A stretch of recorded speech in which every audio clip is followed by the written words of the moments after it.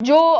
पूर्व raw chief as Dulat ने कश्मीर के मामले में कहा, जो उन्हें रजौरी के मामले में भी कहना चाहिए था कि ये आतंकी आखिर पकड़े क्यों नहीं जा रहे। उन्होंने कश्मीर के मामले में भी ये सवाल खड़ा किया कि जहां पर टारगेटेड किलिंग्स हुई वहां पर मैंने पूछने की कोशिश की कि जिन बंदूकों का इस्तेमाल हुआ, पिस्टल का अगर इस्तेमाल हुआ, क्या उस पर साइलेंसर लगा हुआ था? अगर साइलेंसर नहीं लगा हुआ था तो आवाज आने के बावजूद भी वो आतंकी पकड़े क्यों नहीं गए? लेकिन जो बात उन्होंने कश्मीर के कॉन्टेक्स्ट में की, वो बात रजौरी पुंछ के कॉन्टेक्स्ट में और ज्यादा रेलेवेंट इसलिए बन जाती है कि जहां 4 बड़े बड़े हमले हो गए। अब भाटा दूरियां के जंगलों को लेकर ये कहा जा सकता है कि सेक्लूडेड एरिया है, वहां पर आतंकी पकड़ना मुश्किल है, लेकिन आर्मी गेट के सामने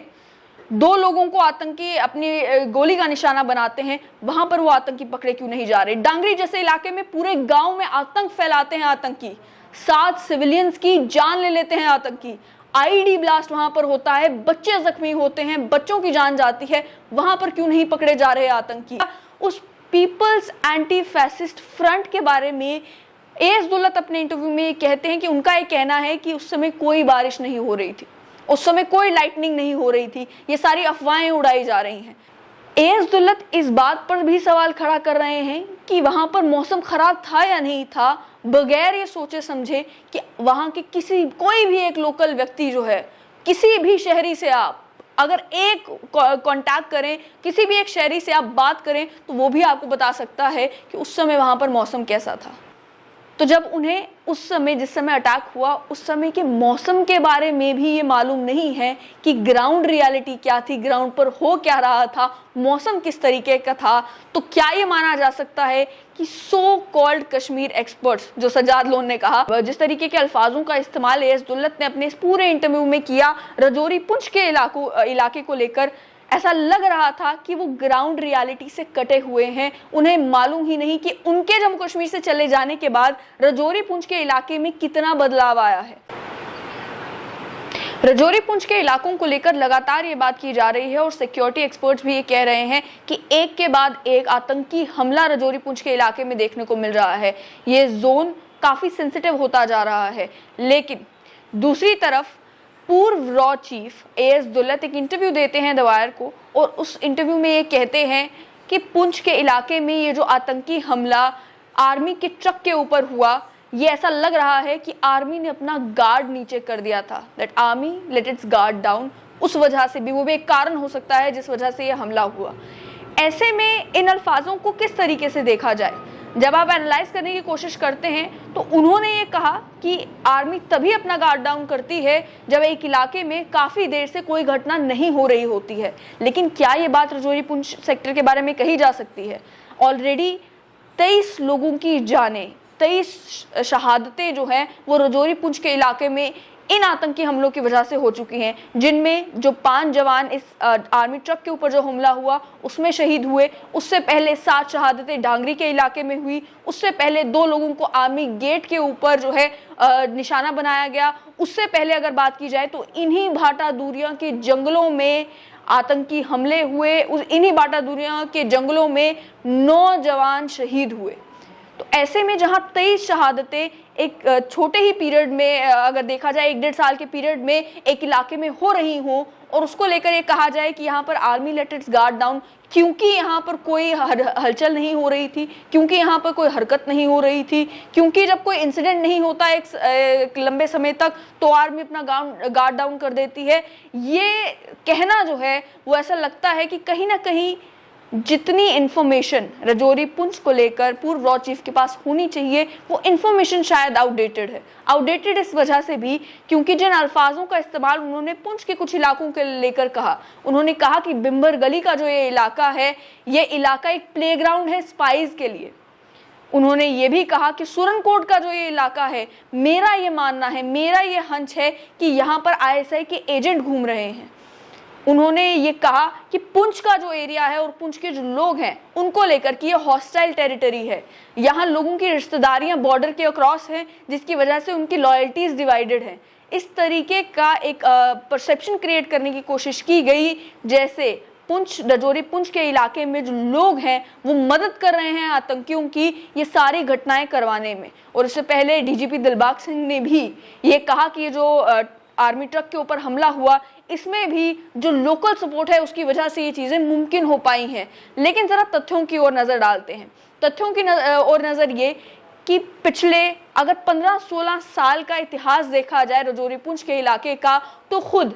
जम्मू कश्मीर पुलिस हो या सिक्योरिटी फोर्सेस हो, वो खुद ये कहते नहीं थकते कि यहाँ से हमने आतंकवाद को खत्म कर दिया। वो खुद ये कहते नहीं थकते कि इस इलाके के लोग जो हैं वो आतंकियों की सपोर्ट नहीं करते। जब इन्हीं इलाकों में विलेज डिफेंस कमिटीज बनाएगी, दोबारा से गठित की गई डांगरी अटैक के बाद विलेज डिफेंस कमिटीज बनाने को लेकर भी ये कहा गया कि विलेज डिफेंस कमिटीज इस इलाके में सक्सेसफुल इसीलिए हो पाई क्योंकि गांव में जो रहने वाले लोग थे वो खुद आतंकियों का मुकाबला करते थे अपने गांव के लोगों को बचाने के लिए, जब तक वहां पुलिस या आर्मी नहीं पहुंचती।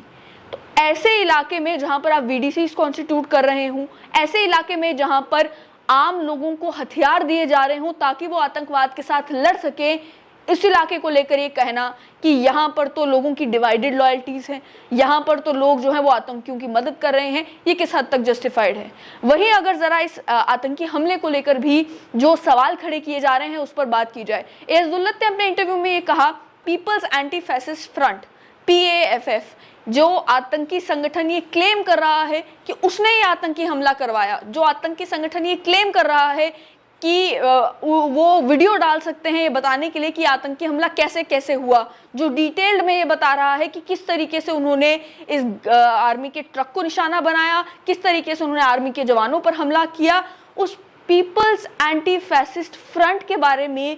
एस दुल्लत अपने इंटरव्यू में ये कहते हैं कि उनका ये कहना है कि उस समय कोई बारिश नहीं हो रही थी, उस समय कोई लाइटनिंग नहीं हो रही थी, ये सारी अफवाहें उड़ाई जा रही हैं।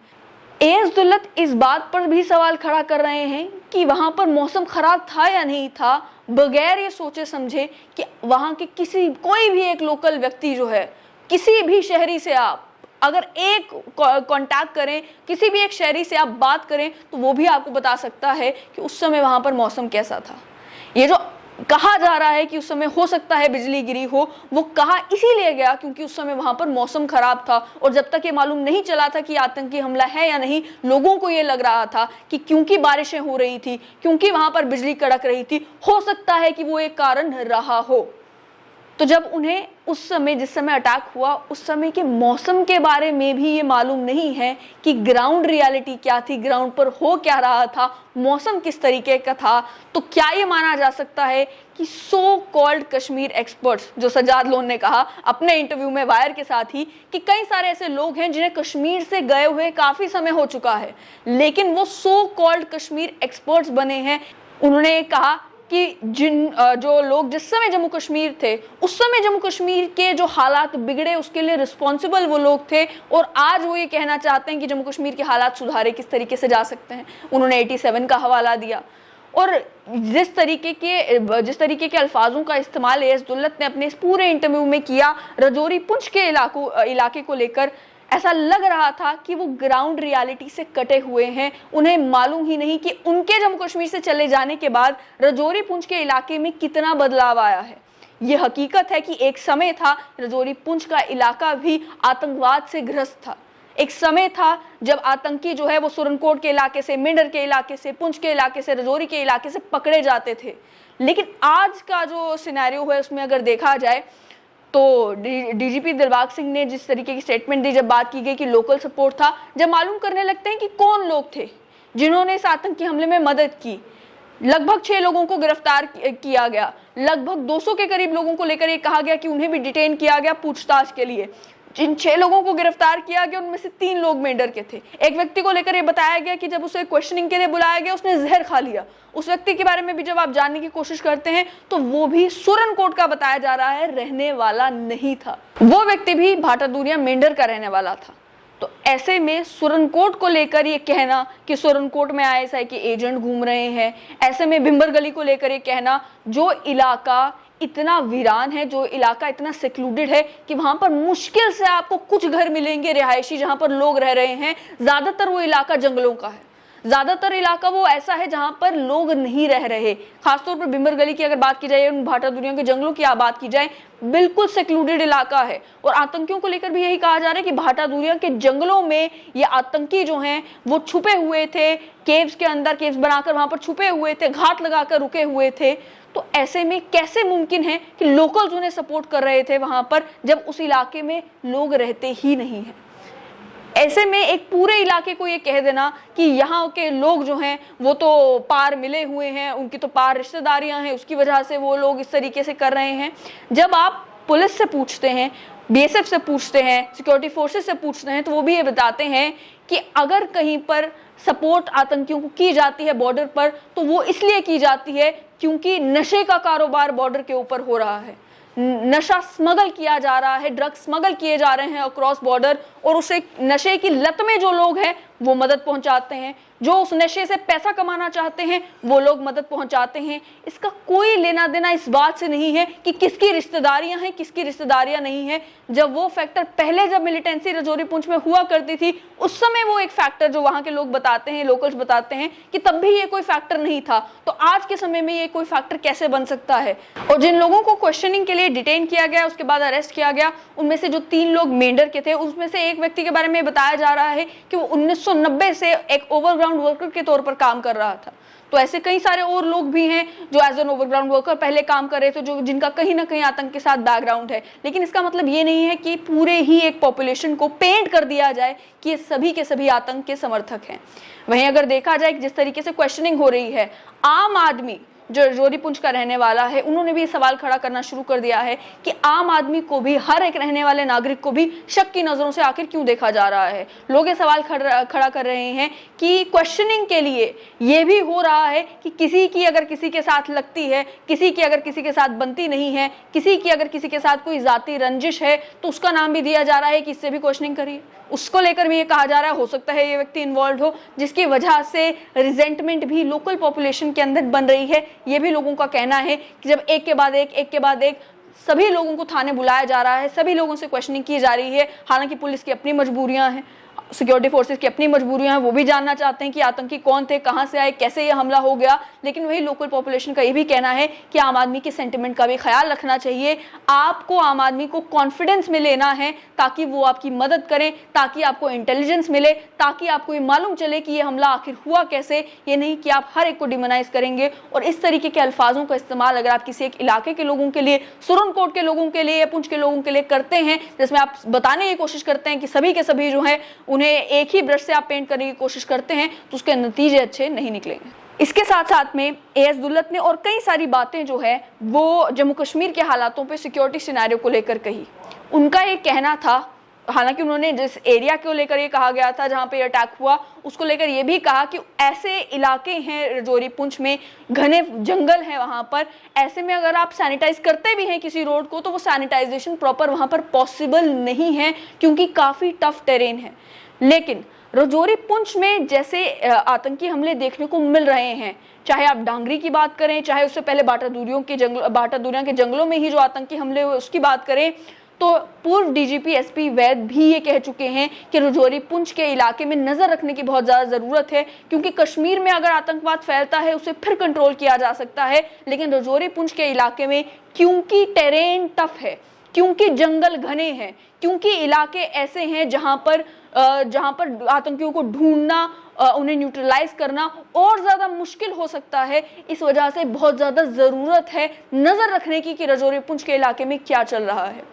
जो लगातार आतंकी हमले रजौरी पुंछ के इलाके में हुए, उसकी वजह से वो इलाका ऑलरेडी हाई अलर्ट पर था, लंबे समय से हाई अलर्ट पर है। जिस समय वो पहला अटैक हुआ था, जब लगभग 14 दिन के लिए, 15 दिन के लिए जो है नेशनल हाईवे को बंद करना पड़ा था वहां पर, तब से इलाका हाई अलर्ट पर है। ऐसे में ये कहना कि आर्मी ने अपना गार्ड डाउन कर दिया, ये कहना भी जरा जो है वो जस्टिफाइड नहीं होगा, क्योंकि वो इलाका ही इस तरीके से है कि वहां पर सब जानते हैं कि आप हाई अलर्ट का मतलब क्या है। सब जानते हैं कि जब डांगरी जैसा हमला रजौरी में हो सकता है तो उसका नतीजा क्या है। लेकिन हैरानी की बात, वो एक सवाल जो पूर्व रॉ चीफ एएस दुल्लत ने कश्मीर के मामले में कहा, जो उन्हें रजौरी के मामले में भी कहना चाहिए था कि ये आतंकी आखिर पकड़े क्यों नहीं जा रहे। रजौरी में जिन परिवारों ने अपने परिवार के शख्स को खोया, वो भी ये सवाल पूछ रहे हैं कि आतंकी पकड़े क्यों नहीं जा रहे। भाटादूरिया के जंगलों में जिस समय 9 जवान शहीद हुए, 15 दिन तक हाईवे बंद रहा, उस समय भी ये सवाल पूछा गया कि ये आतंकी पकड़े क्यों नहीं जा रहे। लेकिन जहां बात आती है पूर्व चीफ एएस दुल्लत की, उन्होंने कश्मीर के मामले में भी ये सवाल खड़ा किया कि जहां पर टारगेटेड किलिंग्स हुई, वहां पर मैंने पूछने की कोशिश की कि जिन बंदूकों का इस्तेमाल हुआ, पिस्टल का अगर इस्तेमाल हुआ, क्या उस पर साइलेंसर लगा हुआ था? अगर साइलेंसर नहीं लगा हुआ था तो आवाज आने के बावजूद भी वो आतंकी पकड़े क्यों नहीं गए? वो लोग पकड़े क्यों नहीं गए? अगर वो लोग नहीं पकड़े जा रहे तो उसका मतलब ये है कि वो और हमले कर सकते हैं। लेकिन जो बात उन्होंने कश्मीर के कॉन्टेक्स्ट में की, वो बात रजौरी पुंछ के कॉन्टेक्स्ट में और ज्यादा रेलेवेंट इसलिए बन जाती है कि जहां 4 बड़े बड़े हमले हो गए। अब भाटादूरिया के जंगलों को लेकर ये कहा जा सकता है कि सेक्लूडेड एरिया है, वहां पर आतंकी पकड़ना मुश्किल है, लेकिन आर्मी गेट के सामने 2 लोगों को आतंकी अपनी गोली का निशाना बनाते हैं, वहां पर वो आतंकी पकड़े क्यों नहीं जा रहे? डांगरी जैसे इलाके में पूरे गांव में आतंक फैलाते हैं आतंकी, 7 सिविलियंस की जान ले लेते हैं आतंकी, आईडी ब्लास्ट वहां पर होता है, बच्चे जख्मी होते हैं, बच्चों की जान जाती है, वहां पर क्यों नहीं पकड़े जा रहे आतंकी? ये सवाल जो है वो और ज्यादा गंभीर है, क्योंकि इस रजौरी पुंछ के इलाके को लेकर सभी सिक्योरिटी एक्सपर्ट्स ये कहते हैं कि काफी समय से रजौरी पुंछ का इलाका शांत था और लोग भी जो है इसी की उम्मीद कर रहे थे कि ये इलाका शांत ही रहेगा। लेकिन ये जो हमले होना शुरू हो गए हैं, इन्होंने सबकी नींदें उड़ा दी है।